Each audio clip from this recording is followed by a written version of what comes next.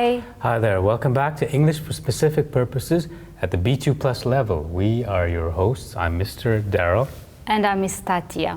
მოგესალმებით. კეთილი იყოს თქვენი დაბრუნება ჩვენს ტელესკოლაში. მე თათია ვარ, ეს კი დერილია. დღევანდელი გაკვეთილის თემა კი კულტურა. Mr. Daryl, we are going to talk about culture today. Yeah, culture. We haven't talked about it No, yet. we haven't. One of the reasons that people travel and visit new places. Yeah, so I think that you have to say a lot about it, right? I have some things to say. Okay, but I think that before we move on to the lesson, we'll look at our agenda. What's on our agenda today, Mr. Daryl? Well, we start with an introduction, and then from there we'll move to the vocabulary list that we need for the reading text. After that, we'll have a look at our grammar section and wrap things up with some homework. გაკვეთილს როგორც ყოველთვის მცირეს შესავლით დავიწყებთ, შემდეგ შევისწავლით ახალ სიტყვებს, ამას მოყვება ტექსტი, რომელიც კულტურასთან იქნება დაკავშირებული, შემდეგ გრამატიკა შევისწავლით და გავაკეთებთ გრამატიკულ სავარჯიშოებს, ამას მოყვება შეჯამება და საბოლოოდ დავასრულებთ საშინაო დავალებით. We can start, right? Yeah. Mr. Daryl, just I have a question to you. Is your home country rich in cultural heritage? Well, you know, in comparison to Georgia, I would say maybe not, because it's less than 200 years old. Yeah, as for Georgia, you know that we have we are rich in cultural heritage. If we look back at our literature or just monuments and churches and architecture, and so there are lots of things to look. It's an ancient culture. Yeah, it's an ancient culture. And I love history, so that's one of the big reasons that I love Georgia so much, for the history. Yeah, I know that you are really interested in our cultural heritage, and you do some research and study old language even. Yeah. Okay, that's really amazing. Especially we feel proud when we hear such things, that people of other cultures are really interested in our culture. Okay, let's move on, and I think that we have to look at our first set of vocabulary, and the first word we have is heritage. Heritage is a noun, and in Georgian it means memqvidreoba. These are the features that belong to the culture of a particular society. For example, the traditions, the language, perhaps the food as well, the buildings, what existed in the past and what still continues today. And I think that we have to take care of the heritage. Yeah, you have to. Preserve it. So heritage is a noun, and in Georgian it means memqvidreoba. And we have an example: a vital part of the country's heritage has been destroyed, which is not very good, right? Okay, what is the next word? The next word is a verb, to preserve. To preserve. And this is when you keep something as it is, especially in order to prevent it from decaying or being destroyed. Okay.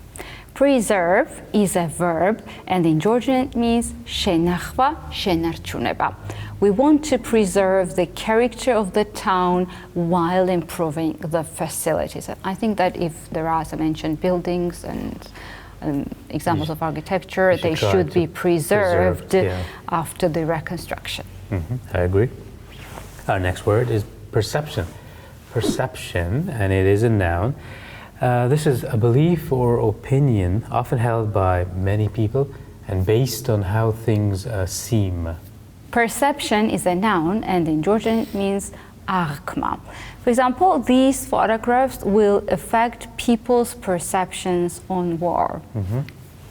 And our next word is blend. Blend is a noun, and in Georgian it means narevi, nazavi, kind of mixture. Yeah, you can have blends of all kinds of things. A mixture of different things or styles. So even in the arts, you can have a blend of different artistic styles. Okay, so blend, it's a noun, and in Georgian it means narevi, nazavi. And let's look at our example. Their music is a blend of jazz and African rhythms. So it's a mixture of jazz and African Sounds interesting. rhythms. Yeah, really. Do you think blended things are more interesting? Let's say food or music. Yeah, okay. Diversity is the next word, diversity, and this is the fact of many different types of things or people being included in something, a range of different kinds of things or people. Diversity is a noun, and in Georgian it means მრავალფეროვნება. Diversity. And we have an example here. Does television adequately reflect the ethnic and cultural diversity of the country? Okay, excellent. Let's move on now to the vocabulary check. Yes, we are going to read the definitions and we have to find the right words for the definitions. And I will try. So, a belief or opinion often held by many people and based on how things seem. I think the right word should be perception. You are correct. Okay, so a belief or opinion often held by many people and based on how things seem is perception. Very good. I'll try the next one now. Features belonging to the culture of a particular society, such as traditions, languages, buildings that were created in the past and still have historical importance. As we mentioned before, this is heritage. Yes, and you're right, Mr. Daryl. So features belonging to the culture of a particular society, such as traditions, languages, or buildings that were created in the past and still have historical importance, this is all called heritage. And now my turn. To keep something as it is, especially in order to prevent it from decaying or being damaged or destroyed, is called preserve. Preserve. Very good. Correct. And my turn now. A mixture of different things or styles. This is, of course, blend. Blend, yes. So blend is a mixture of different things or styles. And the last one is very easy. There is one definition and one word, and let's read it. The fact of many different types of things or people being included in something. A range of different things or people, it's called diversity. Okay, and I think that it's we have finished with the first set of vocabulary and we've done the exercise and it's time for reading. But before we read a very interesting text, we need to learn some words in order to understand the text better. So let's look at the second set of vocabulary we have. The first word is folktale. Folktale. This is a traditional story that people of a particular region or group repeat amongst themselves. So folk tale is a noun, and in Georgian it means ხალხური ზღაპარი. Folk tale. And an example here, she shaped a folk tale into a narrative poem. And the next word we have is neglected. Neglected is an adjective, and in Georgian it means უგულებელყოფილი. Neglected. And of course, neglected in English means not receiving enough care or attention. And here we have an example. He badly neglected paintings which have been carefully restored. Okay, neglect is also can be used as a verb, and in this example we have it as a verb. Okay, and the next word we have is enchanted. Enchanted. It's an adjective, this one, and of course it means to be changed by magic or seeming to be changed by magic, having some kind of magical quality. Enchanted is an adjective, and in Georgian it means mojadoebuli, enchanted. And an example here, the princess lives in an enchanted castle. And the next word we have is witch. Witch is a woman in olden times that was suspected of having magical powers.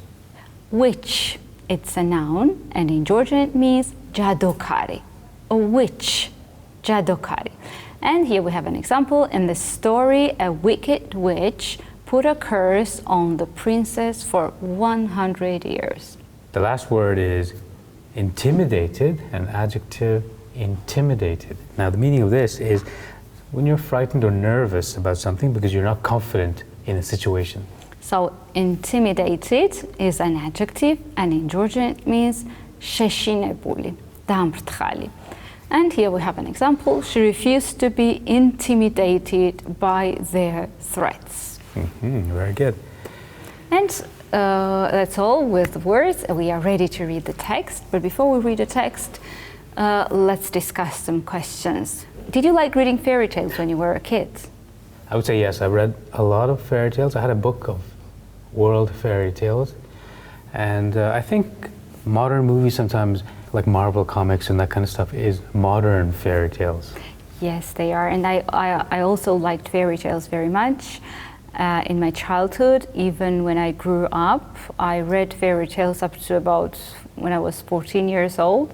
And it was an amazing world for me, which took me to some imaginary countries and places and imaginary people. International fairy tales or Georgian fairy tales? I was interested in local Georgian as well as international tales. I even read some Asian tales, which was very interesting for me. So I think that every child should have an opportunity and should read tales. I think that it broadens the horizon and it gives you a lot of information about the culture of different countries.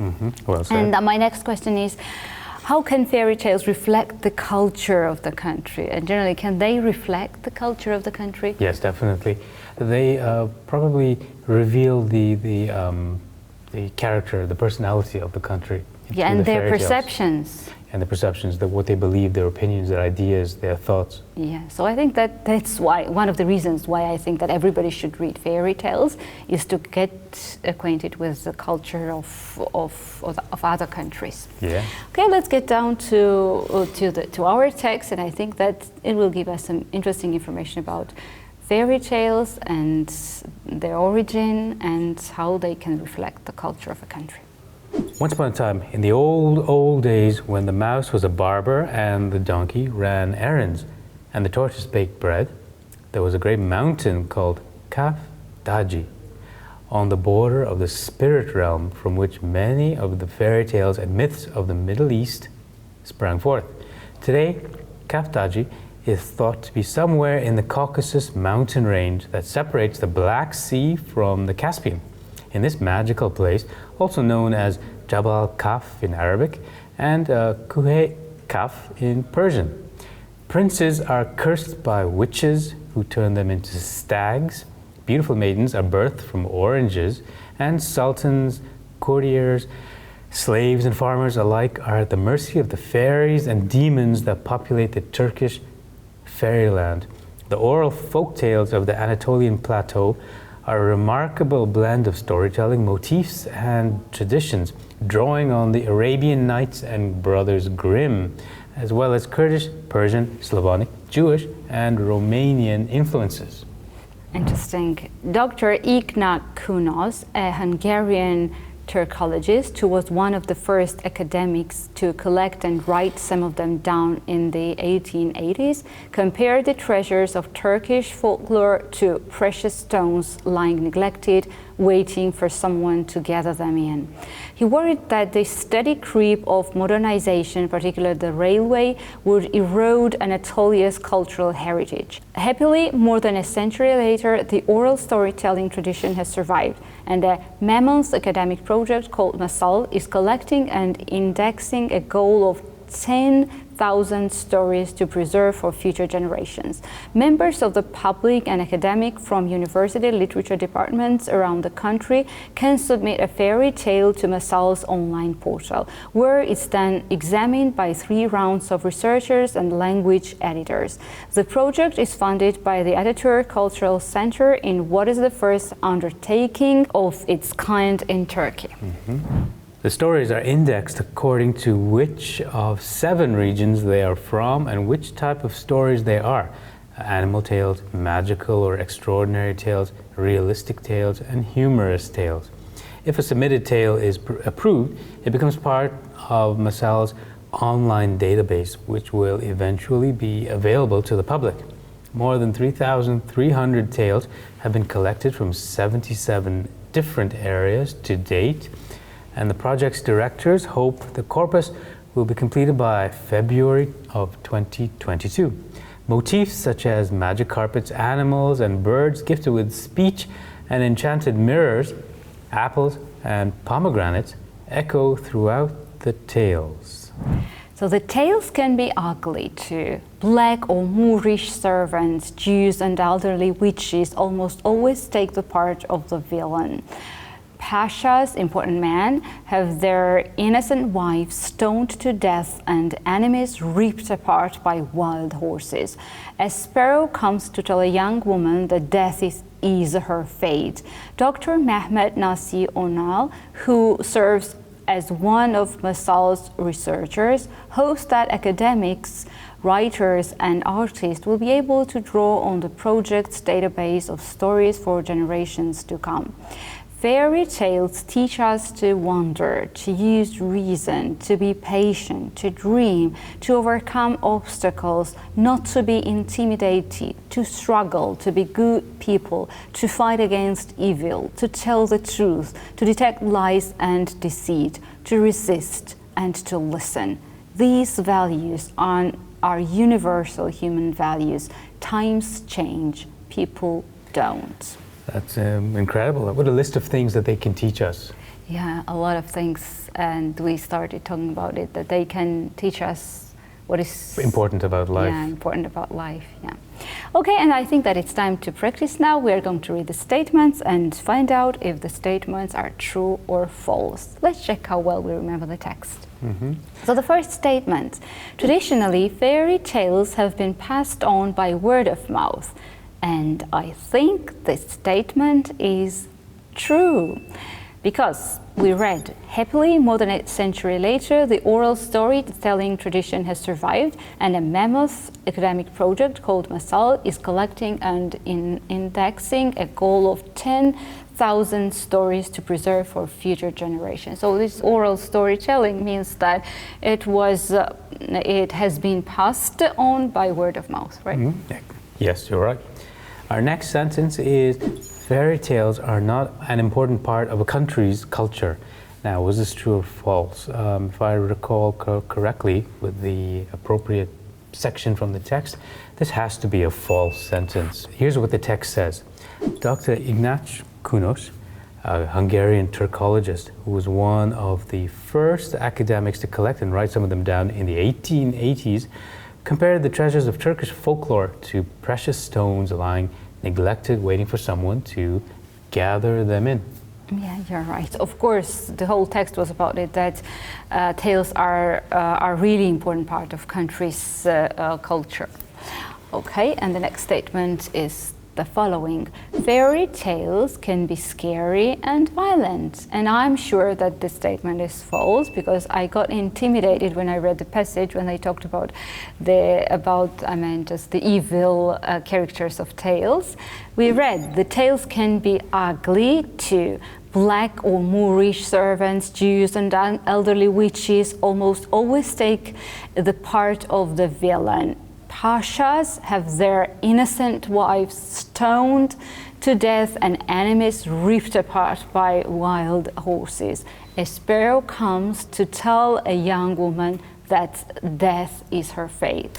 It's a scary passage, right? Scary passage. Some people might object to these kinds of things in the modern day, with cancel culture and so on. Yeah. Fairy tales might have been cancelled if it existed in those days. Yeah. But luckily it didn't. Yes, okay. And there is one more next statement for you. Yeah. Fairy tales give us hope that good will triumph over evil. And this is actually the main reason to read fairy tales. It is true. And here's the part in the text that tells us this. Fairy tales teach us to wonder, to use reason, to be patient, to dream, to overcome obstacles, not to be intimidated, to struggle, to be good people, to fight against evil, to tell the truth, to detect lies and deceit, to resist, and to listen. Yeah, they teach us all the good things, right? And values. Okay, I think that we have finished with the reading part and it's time for grammar. Yeah. Sometimes we need to emphasize something what we say, and for that we can use cleft sentences, right? Correct. So today we are going to discuss adding emphasis, each cleft sentences. Sometimes there is a particular part of a sentence that you really want to stress. It might be because it's a new information or because it's the most interesting and important parts of your text. One way of giving emphasis is by changing the structure of a sentence and using something called a cleft sentence, that we are going to talk about today. Now here's cleft sentences with the it beginning. You can use an it cleft to draw attention to the most interesting or important part. compare these two sentences. Here's the first one. Rob discovered the old settlement. A fairly normal sentence. But compare that to this. It was Rob that discovered the old settlement.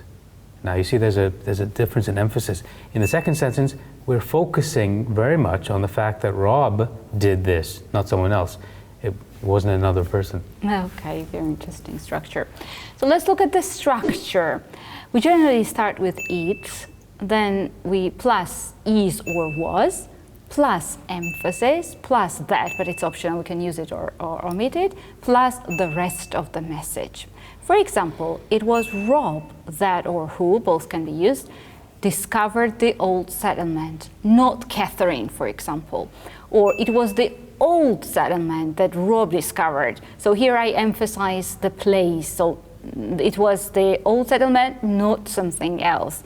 Or it was last year that Rob discovered the old settlement. Here I highlight the period when it was discovered. It was last year, not today, for example. We can also use the structure in the present tense and say, for example, it's me that or who does all the work. So I emphasize that it's me who does it, not something else, somebody else. A lot of stuff on you, yeah. Here's the question form. Is, was, plus it, plus the emphasis, plus possibly that. You can omit it if you want. And then the rest of the message. For example, was it Rob that or who discovered the old settlement? Perfect example. The focus is on Rob, was it him? Next example, was it the old settlement that Rob discovered? Once again, the similar, focus on the settlement. And third example, was it last year that Rob discovered the old settlement? Okay, thank you very much. Let's move on the negative form. For negative form, we need to start with it, plus isn't or was not, plus emphasis, plus that, plus rest of the message. And here are the examples. It was not Rob that or who discovered the old settlement, or it was an old settlement that Rob discovered, and it wasn't last year that Rob discovered the old settlement. Very good. Ms. Tatya, I think it's time to test out our knowledge of this new a very grammar interesting form. part of the lesson. So we will see the sentences on the screen, and we have to emphasize the information we want to emphasize and use cleft sentences with it. So the first one, we need quality, not quantity. So I would like to emphasize it, and I would say this way. It's quality that we need, not quantity. Very good. Now here's the second one. The book that I had read changed my life. Now if I want to emphasize that it was the book, I would say it in the following way. It was the book that I had read that changed my life. Okay, very interesting and very useful structure, I think. Yeah. Because very often we need to emphasize some things we say. So the next example, you learn a foreign language only by practicing. So I want to emphasize that practicing is the only way to learn a language. So I would say the sentence this way. It's only by practicing that you learn a foreign language. Excellent. Here's another example. I didn't call you on Monday. I would emphasize that it was not Monday. So I would say it in the following way.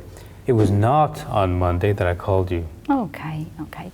So I think that we're going to use this structure very often in our everyday life. Okay? Yeah, definitely. So you should incorporate it into your English usage. Yeah, okay. But unfortunately, Mr. Jerry, it's the end of the lesson, and we have to talk about our homework. What's the homework for today? The homework is, we would like you to write a paragraph about your favorite fairy tale character. Oh, so interesting. Maybe I can find someone who has the same favorite fairy tale character. I usually liked princesses. Princesses, yeah. Okay, and where can the homework be uploaded, Mr. Darrell? It can be sent to the address that's on the screen right now, and plus they can find a model answer at the same address. That's very useful. And now let's say goodbye and look forward to the next meeting with our audience. So stay with us and keep on learning. Ms. Tatya, until next time, goodbye. Bye.